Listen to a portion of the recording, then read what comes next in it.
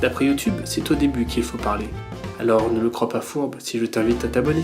Salut tout le monde, c'est Nern, et aujourd'hui, juste un mot sur Fullmetal Alchemy, le film en prise de vue réelle, et c'est sur Netflix.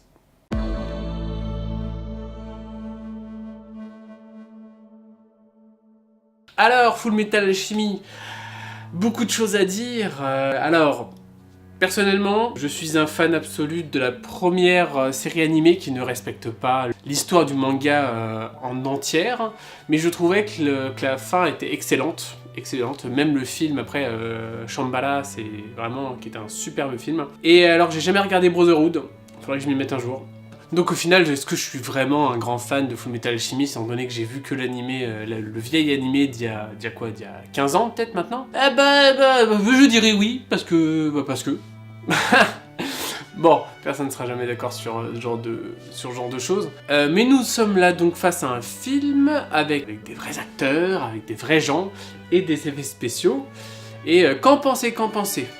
Bon, on va commencer par un petit résumé. Dans le pays d'Amestrie, deux frères, Edward et Alphonse Elric, parcourent le monde à la recherche de la légendaire pierre philosophale dans le but de retrouver leur corps perdu. Pour cela, Edward décide de s'engager dans l'armée à l'âge de 12 ans en tant qu'alchimiste d'État, réussissant l'examen haut la main et obtenant son nom d'alchimiste, le Fullmetal Alchemist. Alors, résumé ultra concis, que dire? Alors, à la base, quand j'ai regardé le film, je me suis dit merde, je vais pas en parler sur la chaîne parce que je ne parle pas spécialement des films que j'apprécie pas. Je trouve ça un peu contre-productif, à moins que ça soit un style, hein, genre clasher un film avec de l'humour, tout ça, mais je suis pas très drôle. Donc j'ai vu le film et je me suis dit merde, pas trop pouvoir en parler. Et en y réfléchissant, alors je suis pas un expert dans le domaine, mais ça me rappelle beaucoup de tout ce que dit le fossoyeur de film sur les nanars. Et en fait je me suis dit que Fullmetal Alchemy c'est un nanar.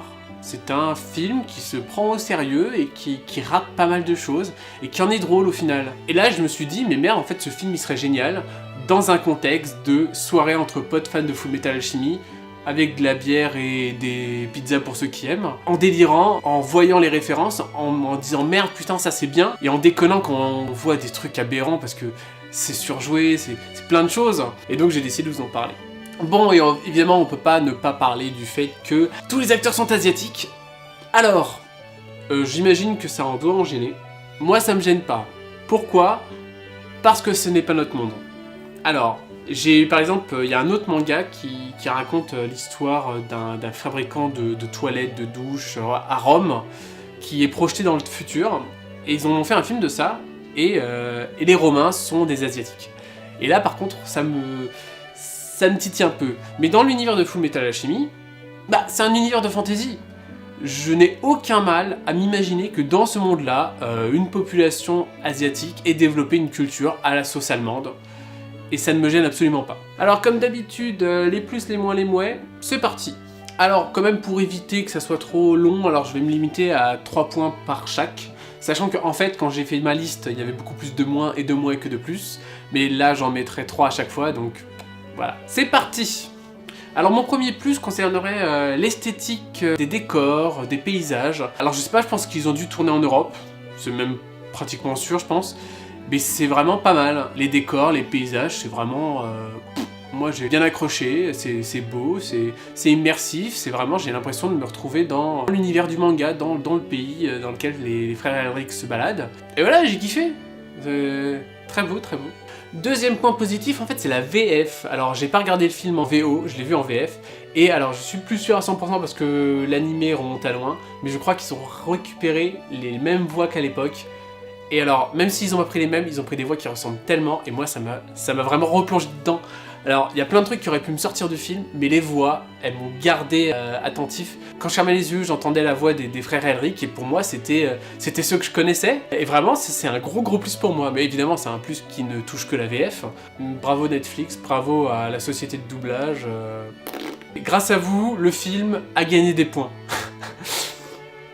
Et troisième point positif, là c'est comme dans l'animé, c'est comme dans le manga, c'est le lieutenant-colonel Hughes qui est génial. Alors, ils ont raté des choses, les personnages au sens large sont plutôt bons, sans plus, les enfants sont moyens, il y a un personnage très négatif que je vais parler dans les moins, mais le lieutenant-colonel Hughes, c'est un personnage phare de l'animé, et vraiment c'est... Ils ont pas mis sa fille, sa femme est enceinte à ce moment-là, alors c'est un peu différent, mais En tout cas, le personnage, l'acteur, il l'incarne parfaitement et j'ai adoré. Et vraiment, ça reste mon personnage préféré, film et animé confondus. Bon, maintenant les points négatifs. Alors, j'ai dit que la VF était géniale. Il faudrait que je revoie le passage en VO, mais à un moment donné, il y a un des personnages qui parle de Chine, où il dit tu parles chinois ». Moi, c'est un monde de fantaisie, la Chine n'existe pas. Alors oui, il y a des expressions qu'on garde dans la vie, mais ce genre d'expression, tu me parles chinois, dans un monde de fantaisie, ça passe tellement pas. Ça passe tellement pas. C'est comme dans Les Gardiens de la Galaxie 2, il y a Taserface. Ça n'a pas de sens que Rocket se foute de la gueule de Taserface parce que c'est une histoire de taser, parce que Rocket ne vient pas de la Terre. Là pareil, personne ne doit parler de Chine, parce que la Chine n'existe pas. Je crois qu'il y a un pays dans Fullmetal Alchemy qui ressemble à la Chine avec un peu arts martiaux, tout ça. Il aurait pu dire ça, tu me parles Xian ou Xiam, je sais plus c'est quoi le nom. Ça coûte rien de faire un minimum d'effort. Bon, voilà. Ça, c'est un gros point négatif pour moi, parce que ça m'a complètement sorti du truc et je me suis tapé le front comme ça. Deuxième point négatif, j'ai dit que Hughes, c'était un super personnage. Et ben Winry, c'est une catastrophe. Alors, c'est peut-être que ça fait longtemps que j'ai pas revu l'animé et que ça se trouve, Winry, elle est comme ça, mais dans mes souvenirs, elle est pas du tout comme ça. Et l'actrice, alors, elle est pas à fond. Hein. C'est peut-être aussi le fait que du jeu japonais, mais ça, j'y reviendrai. Mais, l'actrice de Winry, elle me sort par les yeux. C'est chaud, quoi. L'acteur de Hughes, il déchire tout. L'actrice de Winry, elle ne... c'est chaud. Bon, et troisième point négatif, alors ça, c'est un truc qu'on retrouve souvent dans les films avec des prises de vue réelles adaptées de manga. Il y a trop d'exposition. Alors là, l'exposition, ça il va par paquet, expliquer pourquoi telle chose, telle chose, telle chose. Au cinéma, normalement, on n'est pas censé dire, on est censé montrer. Là, ils peuvent pas montrer, pour X raisons, mais c'est trop dense, il y a trop de choses, il y a beaucoup trop de choses.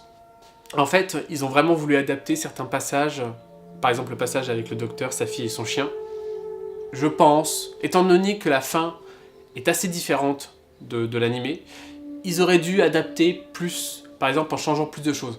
Même, pourquoi pas, carrément faire une histoire indépendante, comme on peut en voir dans les films en général, parce que les films d'animé ou de manga en général, c'est des histoires hors continuité, ou du moins en parallèle d'une continuité. Et là, ils ont voulu adapter le début du manga, puis ils sont partis sur totalement autre chose, mais ça fait qu'il y a des passages, par exemple avec le docteur, son chien et sa fille, voilà, ils raccordent un peu comme ils peuvent les bouts de scénario, et quitte à mettre ce personnage-là, il faut y aller jusqu'au bout, ne mettez pas le docteur Marco, faites en sorte que ça soit lui, par exemple le directeur des recherches de la pierre philosophale. Ils auraient dû être moins fidèles au manga, je pense, virer des choses. Les homonculus, c'était pas forcément nécessaire, je pense.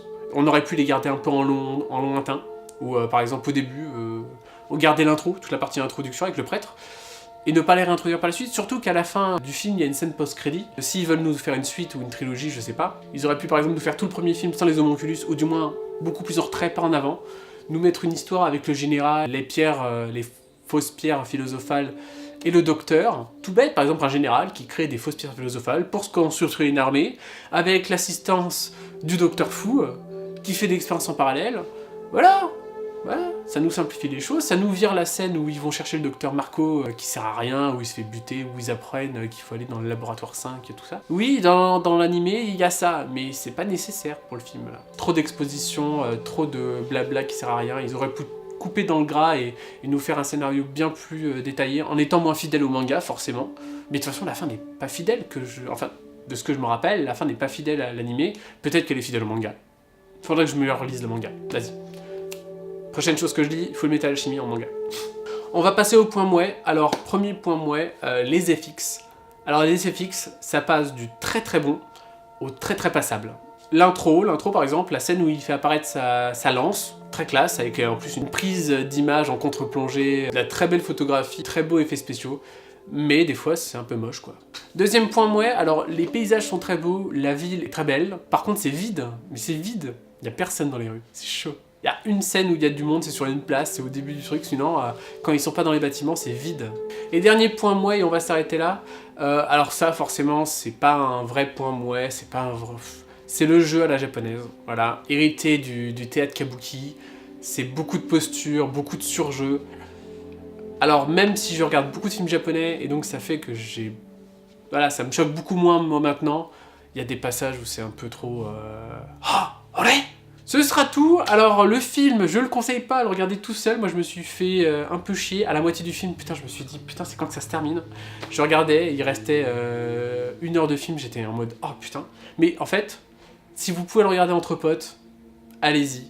Il y a des séquences qui sont très très bien faites, qui vous feront vous souvenir de vos temps de lecture, de visionnage de l'animé. Il y a des séquences qui sont ridicules, mais qui vous feront marrer.